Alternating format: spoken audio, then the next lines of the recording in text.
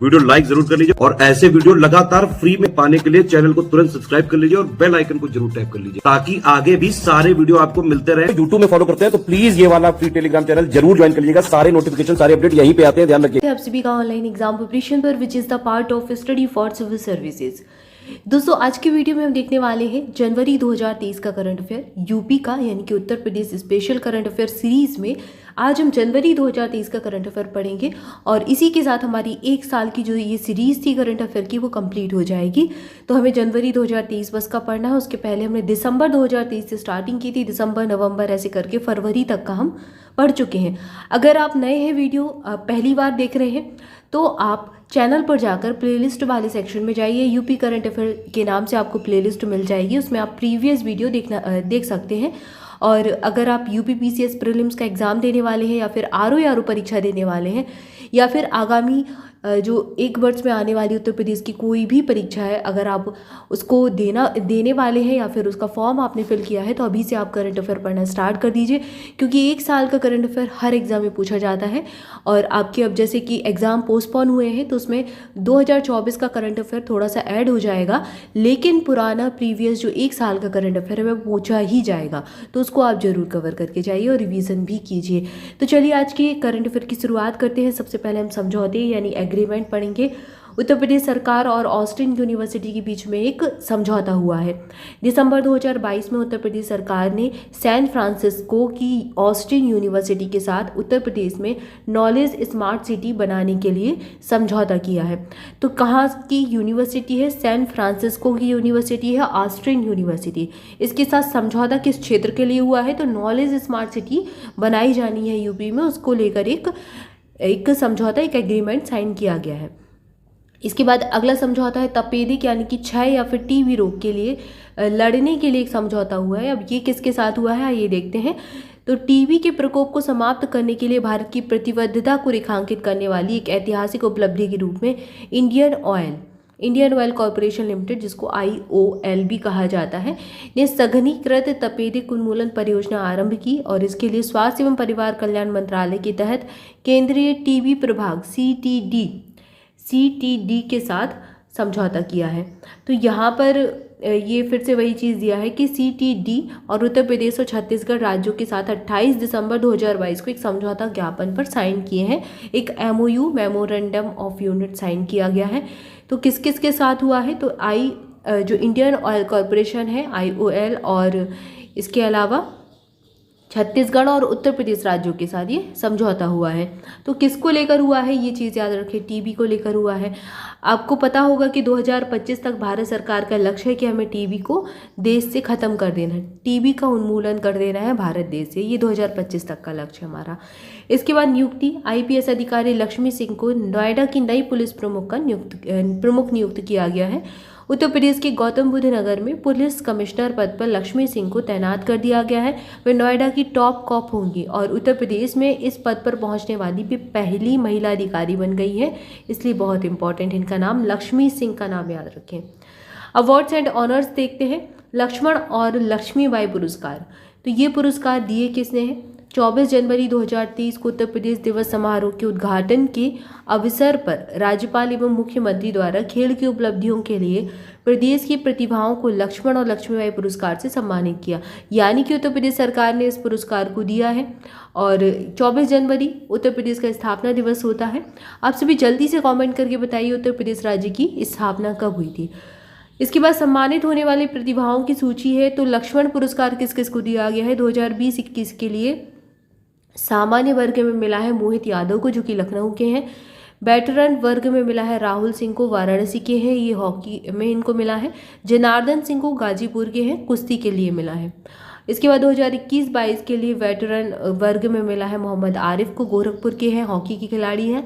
और राधेश्याम सिंह को आजमगढ़ के हैं, जो कि एथलेटिक्स के क्षेत्र में मिला है।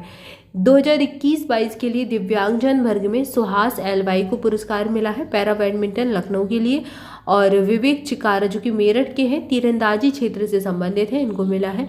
और दीपेंद्र सिंह संभल शूटिंग के लिए इनको दिया गया है, ये दिव्यांगजन वर्ग में है 2021-22 के लिए। तो 20-21 और 21-22 के कुछ पुरस्कार अभी दिए गए हैं। इसके बाद रानी लक्ष्मीबाई पुरस्कार किस किस को मिले हैं, तो महिलाओं को मिले हैं 2020-21 के लिए। सामान्य वर्ग में ज्योति शुक्ला को दिया गया है, कानपुर की है और हैंडबॉल इनका खेल है। नेहा कश्यप को मिला है जो कि मेरठ की है, वुशु खेलती है। और 2020-21 के लिए वेटरन वर्ग के लिए तरुणा शर्मा को मिला है, जूडो की खिलाड़ी है, मेरठ से ये बिलोंग करती है। और 2021-22 के लिए सामान्य वर्ग में मनीषा भाटी को मिला है, गौतम बुद्ध नगर की है और ये वुशु खेल से संबंधित है।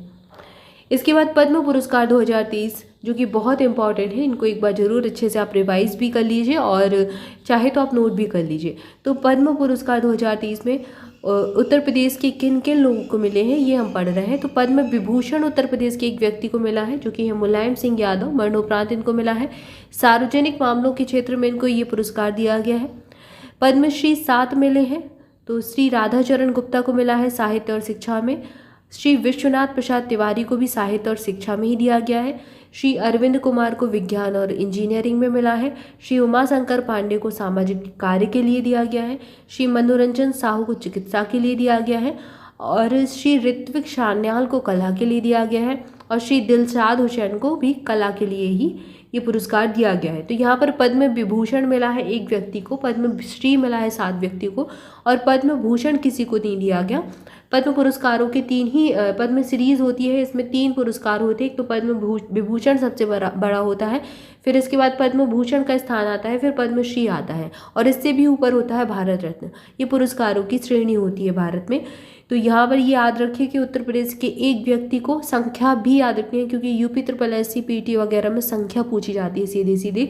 तो 7 व्यक्तियों को पद्मश्री ये 2023 के लिए है, ठीक है, और एक व्यक्ति को पद्म विभूषण से नवाजा गया है।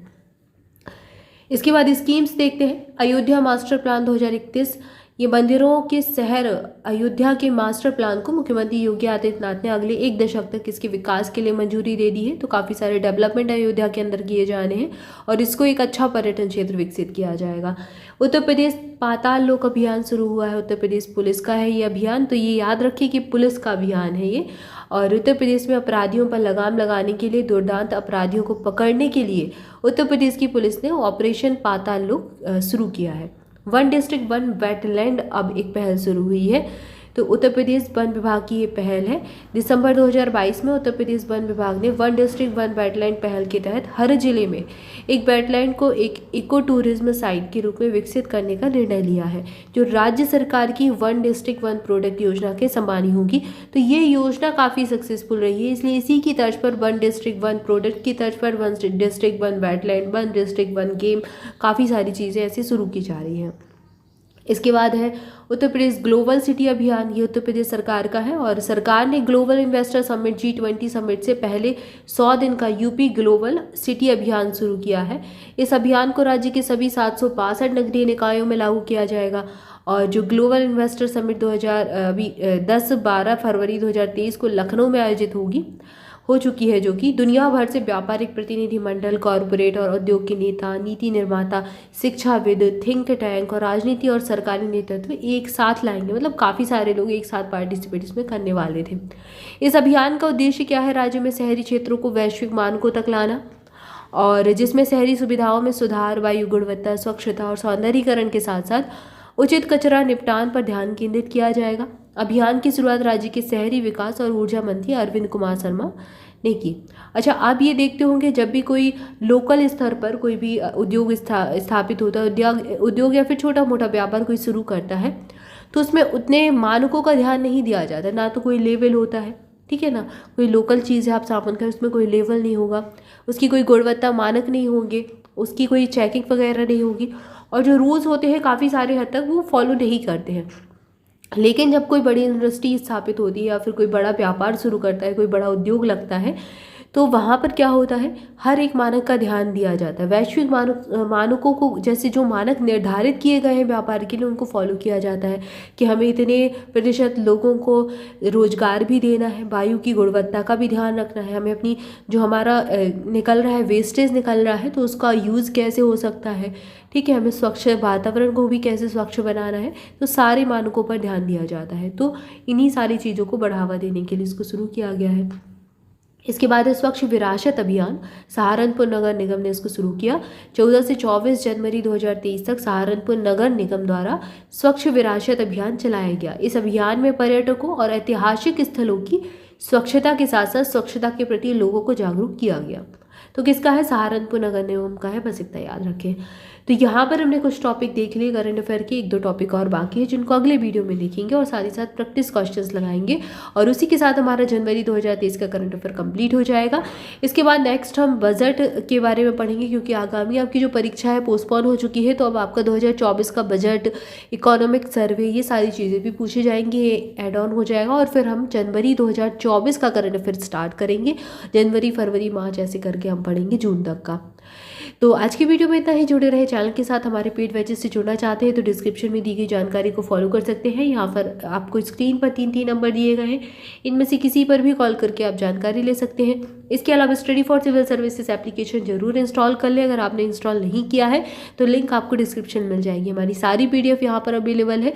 अगर आप इंडिविजुअल हमारा करंट अफेयर भी पढ़ना चाहते हैं तो वो भी आपको सुविधा हमारे study for civil services application पर मिल चुकी है कि आप सिर्फ एक PDF पढ़ सकते हैं लेकर, और आपको इसके लिए कोई भी पूरा कोर्स खरीदने की ज़रूरत नहीं होगी।